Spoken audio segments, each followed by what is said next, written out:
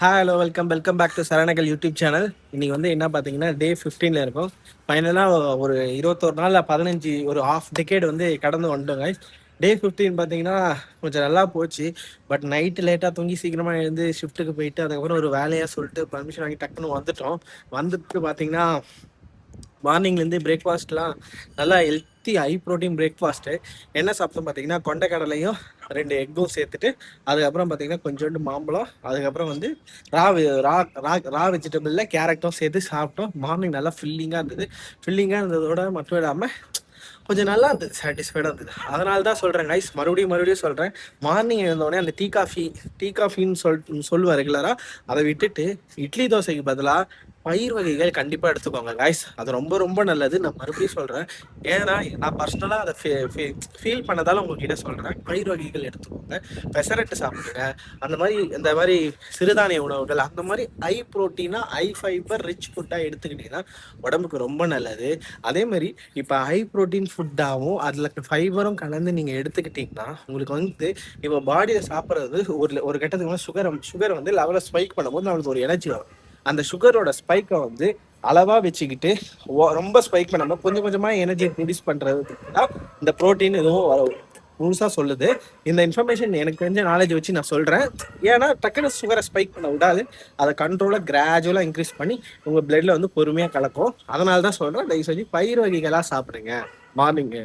அதுக்கப்புறம் பார்த்தீங்கன்னா ஜம்முன்னு ஆஃபீஸ் கிளம்பி போயிட்டு தரமாக ஒரு ஒர்க்கை போட்டுட்டு டங்குன்னு நம்மளோட ஒர்க்கே இதுதான். எப்போ பார்த்தாலும் உட்காந்து சிஸ்டம் தட்டுறது.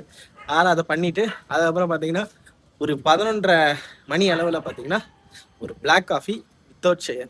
கீழே போனால் ஆஃபீஸ் கீழே அக்கா இருப்பாங்க. அக்கா நாங்கள் வந்தாலே வாங்கப்பா, எனக்கு இல்லை சாருன்னு ஒருத்தர் இருக்காரு, அந்த சாருக்காகவே எல்லாமே பண்ணுவாங்க. அந்த சார் வந்து இன்னைக்கு கால் இருந்ததால் என் கூட வர முடியல. அதனால நானும் இன்னொரு சாரும் போயிட்டு ஜம்முன்னு ஒரு பிளாக் காஃபி வித்தவுட் சுகரில் குடித்தோம். வித்தவுட் சுகரில் குடித்தோடனே நல்லா இருந்துச்சு.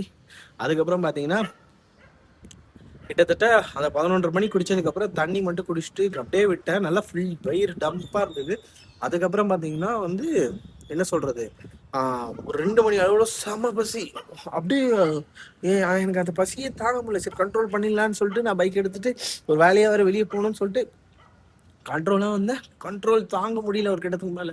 ஐயோ என்னடா பண்ணுறது அப்படின்னு சொல்லுவேன்.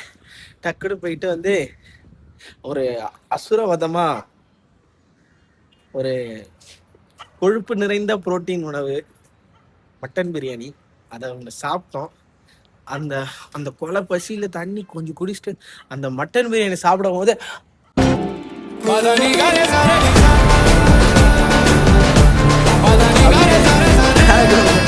அப்படியே பீஜி மாதிரி போதும் வீட்டுக்கும் இந்த மட்டனு. அதுக்கப்புறம் பார்த்தீங்கன்னா கொஞ்சோண்டு வந்து கத்திரிக்காய், தயிர் பச்சடி, அதுக்கப்புறம் முட்டையோட மஞ்சள் கரு அப்படியே போட்டு அதை மிக்ஸ் பண்ணி வச்சு ஒரு பைட்.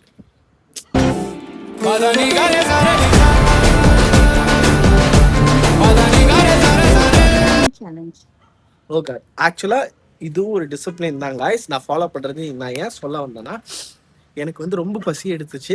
அந்த மொமெண்ட்டில் எனக்கு டக்குன்னு வந்து எனக்கு ரொம்ப நாள் ஆச்சு சரி சாப்பிட்ணுன்னு சொல்லிட்டு. ஆனால் அதில் கூட நான் மீடியமாக தான் சாப்பிட்டேன், எக்ஸஸ் குவான்டிட்டி எடுக்கல, ரொம்பலாம் எடுத்துக்கல. அளவாக சாப்பிட்டு அளவாக வந்துட்டு பார்த்தீங்கன்னா வீட்டுக்கு வந்தோடனே கொஞ்சம் நேரம் படுத்தேன். சரி பிளான் பண்ணுவோம்னு சொல்லிட்டு இங்கே பிளான் அங்கே பிளான்னு பார்த்தீங்கன்னா தெரியும், நம்ம பையன் வந்து மொத்தத்தையும் கெடுத்துட்டான். இவன் பேய மாட்டானா, வருவானா வரமாட்டானா அப்படி நினச்சி கிட்டத்தட்ட 2.5 hours கிட்ட போயிடுச்சு. ஆக்சுவலாக ஃபைனலாக முடிஞ்சிச்சே. சரி நம்ம வந்து இன்னைக்கு டே 15 வந்து மக்களுக்கு சொல்லணுமே இந்த டே எப்படி போச்சுன்னு சொல்லிட்டு உங்களுக்காக சொல்ல வந்துட்டேன். அதுக்கப்புறம் பார்த்தீங்கன்னா லைட் வெயிட் டின்னர். ஆப்வியஸாக டின்னர் எப்போவுமே லைட் வெயிட்டாக தான் சாப்பிட்றேன். இப்போ வரைக்கும் சாப்பிட்டுட்டு தான் இருக்கேன். எப்போனாச்சும் எனக்கு தேவைப்படும் போது லைட் வெயிட்டில் கொஞ்சம் ப்ரோட்டீன் ஆட் பண்ணி சாப்பிட்டுட்டு அந்த டேவை ப்ராப்பராக முடிச்சிட்டேன். ஓகேங்களா, மறுபடியும் சொல்கிறேன், ஒன்று தான், முயற்சி பண்ணுங்கள். எல்லா வீடியோவிலும் ஒரு நல்ல விஷயம் சொல்கிறது இந்த வீடியோவில் சொல்கிறேன். முயற்சி பண்ணுங்கள், முயற்சி பண்ணிக்கிட்டே இருங்க. கஷ்டம் வரும், கவலை வரும், சோகம் வரும், துக்கம் வரும், துயரம் வரும், எல்லாமே வரும். அதுக்கப்புறம் எப்படி சொல்கிறது, சரி என்னடா இது விட்டு போயிடலாம் போல் அப்படின்னு தோணும். நிறைய போட்டு ஆட்டி படைக்கும். இருந்தாலும் ஒன் ஸ்டெப் பண்ணலாம் வந்துட்டுமே இவ்வளோ நாள் ட்ரை பண்ணுமே, இன்னும் கொஞ்சம் தானே ட்ரை பண்ண அந்த முயற்சியை கண்டிப்பாக பண்ணிக்கிட்டே இருங்க. அந்த முயற்சி கண்டிப்பாக ஒரு நாள் அந்த தொடர்ந்து முயற்சி பண்ணி அந்த முயற்சியை பயிற்சியாக மாதிரி உங்களுக்கு ஒரு சக்ஸஸை கொடுப்போம். அந்த மாதிரி சக்ஸஸை கொடுப்போம்னு நம்பிட்டு நானும் தான் பண்ணிட்டு இருக்கேன். எனக்கும் அந்த சக்ஸஸ் கிடைச்சதுன்னா உங்களுக்கும் கிடைச்ச மாதிரி உங்கள் முழு சப்போர்ட்டை கொடுத்ததுக்காகவும் ரொம்ப ரொம்ப நன்றி. இந்த வீடியோ உங்களுக்கு பிடிச்சிருந்துச்சுன்னா லைக் பண்ணுங்கள், ஷேர் பண்ணுங்கள், மறக்காமல் சப்ஸ்கிரைப் பண்ணுங்கள். இந்த வீடியோவை வந்து ஷேர் பண்ணுங்கள். ஷேர் பண்ணிங்கன்னா இந்த மூலிமா எதனாச்சும் ஒருத்தருக்குனாச்சும் ஒரு சில நல்ல விஷயங்கள் கிடைக்கும்னு நான் நம்புறது தான். அதுதான் டெய்லியும் வந்து இந்த வீடியோ போடுறேன். அதனால் முடிஞ்ச அளவு ஷேர் பண்ணுங்கள். ஆனால் இது வரைக்கும் யாருக்குமே ஷேர் பண்ணதில்லை. என்றைக்குனாச்சும் ஒரு நாள் இந்த இன்ஸ்டாகிராம் அல்காரிதம் வந்து என் வீடியோவுக்கு புரிஞ்சுக்கிட்டு என் வீடியோவை எல்லாருக்கும் ஷேர் பண்ணி எனக்கு ஒரு விஷயத்தை கொடுக்குன்னு சொல்லிட்டு கீப் ஆன் ட்ரைங் பண்ணிகிட்ருக்கேன். கண்டிப்பாக நடக்கும், கண்டிப்பாக நடக்கும் காய்ஸ். அது வரைக்கும் நம்ம போராடுறதை விடக்கூடாதுன்ற ஒரு வெறியோடு இருக்கும். அதனால் கண்டிப்பாக முயற்சி பண்ணிக்கிட்டே இருப்போம். என்றைக்குமே சொல்கிறேன், முயற்சி பண்ணுறது ரொம்ப ரொம்ப முக்கியம். அதுக்கு எக்ஸாம்பிள் வந்து சிவகார்த்திகேயனோட ஒரு டைலாக் தான், மரியாதை கொடுக்கணும், சிவகார்த்திகேயன் சாரோட டைலாக் தான். அதனால் வந்து என்ன டைலாக்னா, நிறைய பேருக்கு அந்த மிஸ்டர் லோக்கல் படம் பிடிக்காது, பட் ஆனால் எனக்கு மிஸ்டர் லோக்கல் படம் பற்றி பிடிக்கும் நல்லாவே. அதில் ஒரு டைலாக் இருக்கு, விழுவது வெக்கம் இல்லை, விழுந்தே கிடப்பது தான் வெக்கம். அதனால முயற்சி பண்ணி தோத்து போனால் பரவாயில்ல, அது ஒரு எக்ஸ்பீரியன்ஸாக கேதர் ஆகும். ஆனால் முயற்சி பண்ணாமலே இருந்தால் வேலைக்கே ஆகுது. ஓப்பனாக சொல்கிறேன், லைஃப் இஸ் அ பர்பஸ். நீங்கள் வாழ்றதுக்கு பர்பஸ் எதனாச்சும் ஒன்று விஷயம் பண்ணிக்கிட்டே டூ சம்திங். அப்படி பண்ணிக்கிட்டே இருந்தீங்கன்னா தான் லைஃப் இன்ட்ரெஸ்டாக போகும். இல்லை என்னடா இது அப்படியே கிடக்கும் ஒரு மாதிரி. அதனால் சொல்கிறேன், டூ சம்திங். அதே மாதிரி கீப் ஆன் ட்ரையிங், எல்லாத்தையும் பண்ணுங்கள். இந்த வீடியோ உங்களுக்கு பிடிக்கும் நம்புகிறேன். பிடிச்சிருந்தா லைக் பண்ணுங்கள், ஷேர் பண்ணுங்கள், மறக்காமல் சப்ஸ்கிரைப் பண்ணுங்கள். அதுக்கப்புறம் பார்த்தீங்கன்னா முக்கியமாக பெல் ஐக்கானை ப்ரெஸ் பண்ணிங்கன்னா உங்களுக்கு இந்த வீடியோ வரும். 21 days சேலஞ்ச் வீடியோ கம்ப்ளீட் பண்ணுவேன். 15 days வந்துட்டு இன்னும் 6 days தான். அந்த 6 days வந்து தாறுமாறாக பண்ணுவோம் நம்புகிறேன். அவளையே படாதீங்க கைஸ், கண்டிப்பாக அந்த டே முடிக்கிறோம். லாஸ்ட் பட் நாட் லீஸ்ட், நல்லதே நினைங்க, நல்லதே நடக்கும். நல்லது மட்டும்தான் நடக்கும்.